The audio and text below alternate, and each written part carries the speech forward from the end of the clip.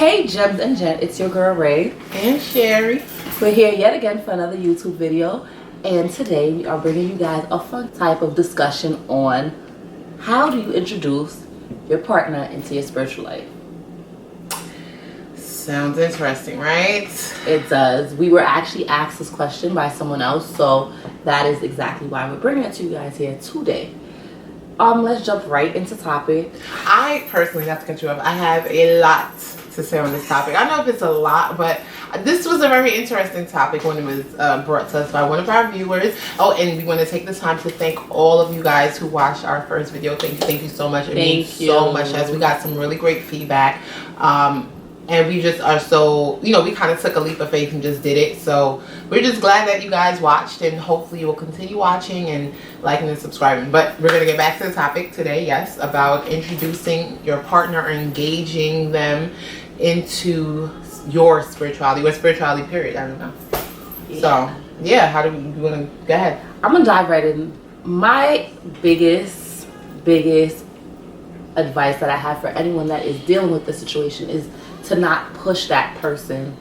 Try your very best to be encouraging but not pushy, if that makes any sense. Like, try to include them in things but don't force them into things, because spirituality and religion is a very touchy topic, and just because you like someone personally doesn't mean that they would have the same views as you when it comes to your spirituality and your religion. And that's perfectly okay if you're okay with that.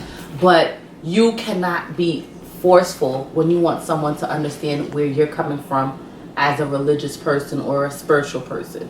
So for me, the first thing I would say is not to be pushy, not to be judgmental, and not to be forceful. Take your time, ease into it. So I'm going to speak from a personal point of view.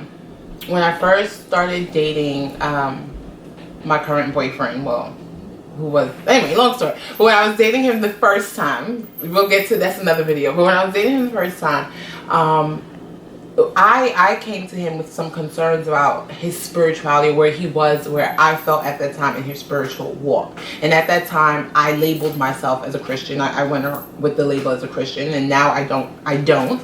But at that time I did, and I felt like I had some concerns about his lifestyle, or where I thought his life should be with Christ, or his spirituality. And he got very offended.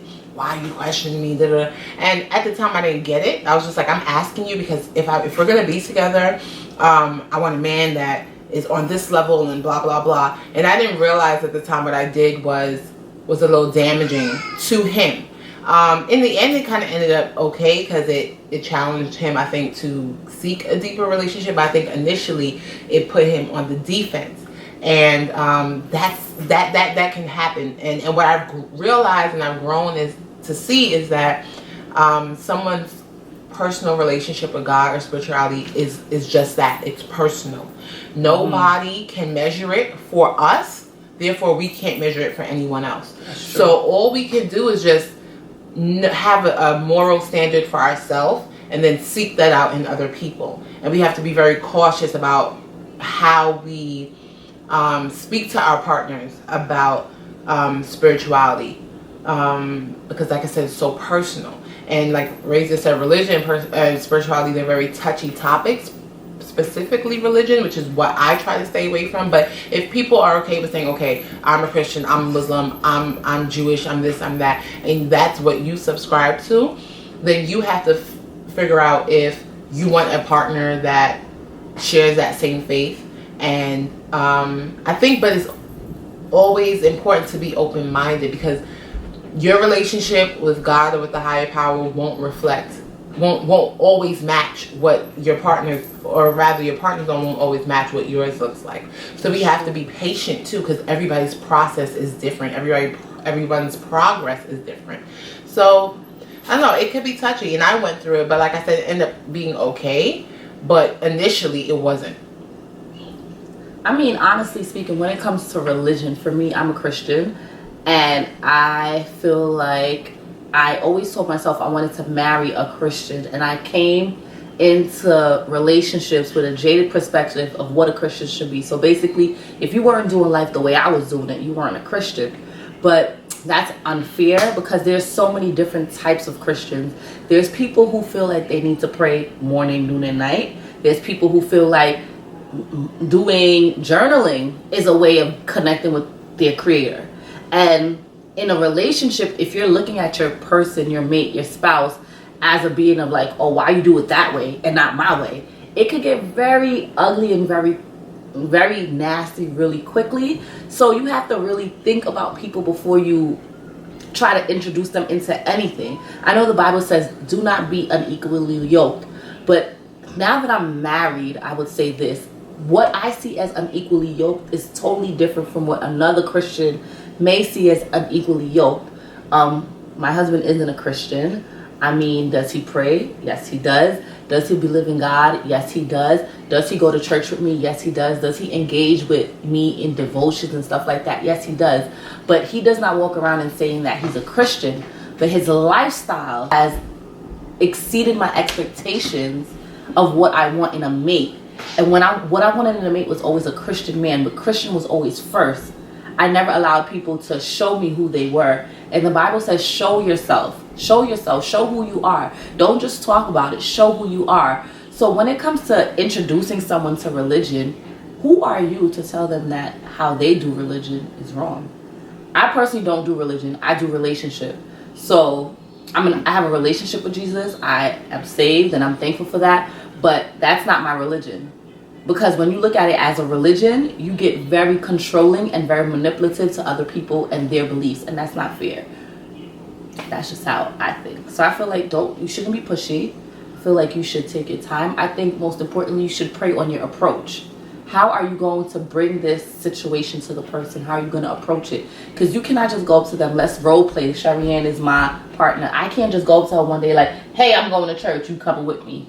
That's not the approach. The approach is to go to them like, hey, there's an event at my church. I would like for you to come and attend. Would you like to? And if they don't, that's okay too. But give them that right.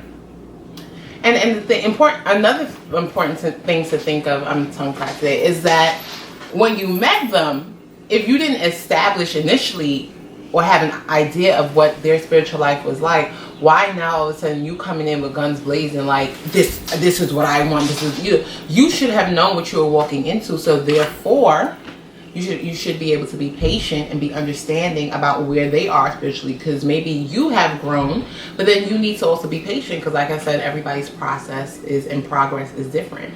There's this couple that I know, and I find their lifestyle to be very inspiring. She's a Christian, he's a Muslim. Yes, sir. And they've been married for over 20 years. And she was telling us the other day, she still loves her man. She loves him since the day she met him. And it's just so genuine. And it just showed me the bigger picture that religion, just like politics and all that stuff, they're all labels. They don't really comprise who we truly are. They're parts of our life, but if we love someone and we want to have a healthy relationship, we can work around those things as long as there is a basis of respect for that other person's viewpoints, feelings, thoughts, all of that stuff. And I think all of that can be worked on. But like our initial question is, how do you engage or bring your partner into spirituality? I think first thing, you have to be very clear on what your view of spirituality and religion and how you view God and the universe, like all of that. You have to be clear on what that is. And then going into a relationship, you also have to be clear on what you're looking for from a partner with regards to that. Because for someone like me, it could just be like, well, as long as you have a reverence to spirituality, you honor and you respect that there is God, we could work together from there. But for other people, it's more in depth, and that's okay, because whatever floats your boat, that's up to you. But I think if you, again, don't have a strong viewpoint on what you're looking for, then it's going to get very messy when you interact with whoever your partner is. So. And in the very beginning, like you said, you have to set that boundary and you have to set that guide point out. A lot of people go into relationships like they'll fall for someone and then they'll try to change that person. And religion is just another thing about that person, like Sheri.Rae said. So if you're going into a relationship with someone and you genuinely like this person, right? But they're not where you want them to be spiritually. why are you trying to change them? Why not work with them? It's a partnership. And like she said, that couple that the guy is Muslim and the female is Christian, they have a beautiful union, and I believe it's because they work together collectively. She respects his religion, he respects hers. They support each other's religion. No one is trying to overpower the other one, and they're working together to build a community for their family. And that's what it's about. It's about community. So who is your community, and how are you respecting the people in your community? And if this is your spouse, right, and you are a Christian and you want them to come to church with you, or you feel like they need to change their lifestyle to be with you, maybe you guys have to have that conversation with yourself and say, maybe it's not time for me to be in a relationship with someone who is not what I want. Because in relationships, people change daily. You can go into a relationship like in Purple, and then you don't like it anymore. Relationships change you, and life changes you. You change you. Age change you. So it's about being patient and being understanding and trying to see the bigger picture. What is it that you want out of that relationship? Not who do you want to be in a relationship with, but what do you want out of that relationship?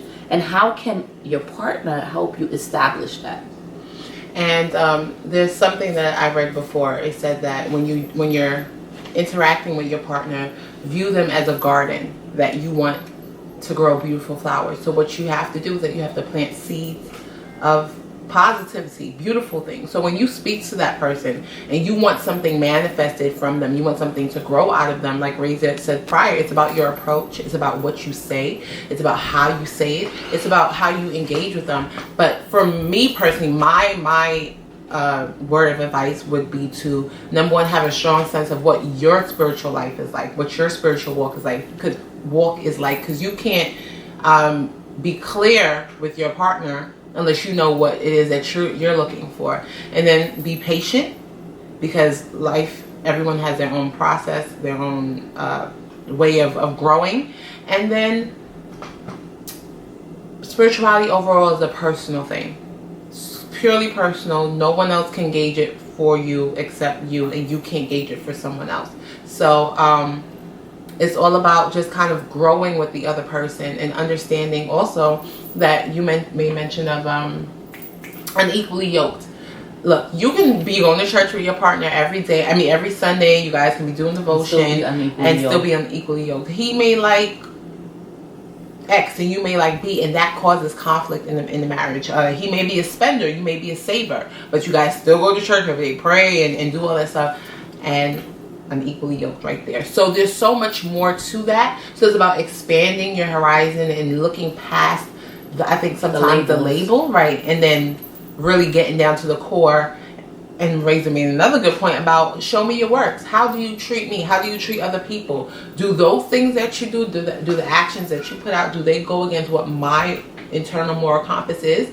Or if it measures up, then maybe we're fine. Maybe just because you don't have the same label that I have, it's okay if your works show that we're on the same wavelength. So yeah. Yeah, and my last key is to take the labels off. Like, labels are for products that you buy from a store. They're not for people. So take the labels off, bottom line. Because at the end of the day, write down what it is that you want. I feel like religion gives you a guideline. And you can take from those guidelines and you can find people in and out of your religion that follow those very guidelines. So take the label off and see what it is that you want. For me, I wanted a spouse that will talk to me. I wanted a spouse that would honor me. I wanted a spouse that would love me like Christ loved the church. And even though my husband is not a Christian, he loves me selflessly. So I know that his actions prove more than what he writes down on a piece of paper. So question, do you feel that when you first, because you said when you were younger, you wanted a man that was a Christian and you wanted this kind of, I guess, lifestyle. But now, do you look back, would you say that it was naivete? Would you say that it was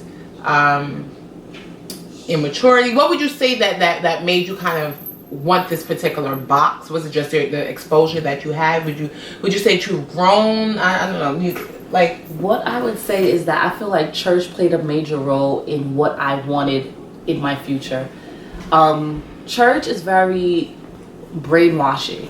And I go to church every Sunday, but church is very brainwashing in the sense that they don't allow you to really be free, and sometimes they hold you captives to things that are not even in the Word. And it wasn't until I started to read the Word, and I had a homeboy that I got into it with over this, because when I first met my husband, I was like, yo, you good and all, but you're not a Christian. And my friend had to say, but like, listen, you had Christian boyfriends, and what did they prove to you? What did they show you? What did they give you? What actions did they give you that played a role that made you feel like it was worth it? And honestly speaking, was that friend me? No, it wasn't you, girl. Honestly, it was a homeboy. But honestly, that enlightened me to this sense where I was like, yo, Reisa, seriously, like, you had Christian dudes in your life, and they hurt you, they mistreated you, they played you, they did things to you that they shouldn't have. So what is it about a Christian man that you really want? And it was in that moment that I was able to say, you know what? I don't want a Christian man, but I want a guy that is going to show me certain actions. And these are the actions. And I had to start checking off the box. And my husband had all those characteristics. And he shocked me one day. He was like, yo, we going to church. And I don't know if he's a Christian, because we don't really talk about this in our household. But I know that he does things that I always wanted my husband to do. And I'm not saying that, okay, if you meet a guy and he tells you he's a Christian, run. That's not what I'm saying. But I'm letting you know, don't let the labels define who you are and who you are with. Don't let that happen. This video is getting kind of long, but until next time, YouTube, we just want to leave you with these key points: that you don't push people, you don't force people, you don't focus on the things that you don't need to focus on when you're with someone else. Pray and ask for a sign. Get that sign and run with it. Trust your instincts. Trust who you are. You are a child of the Most High, and being a child of God gives you some type of power. God doesn't make all the decisions for you. You make some for yourself. So trust who you are and trust who you're with. Until next time, have a great day. Like, thumbs up, subscribe, and we'll beat you next Tuesday.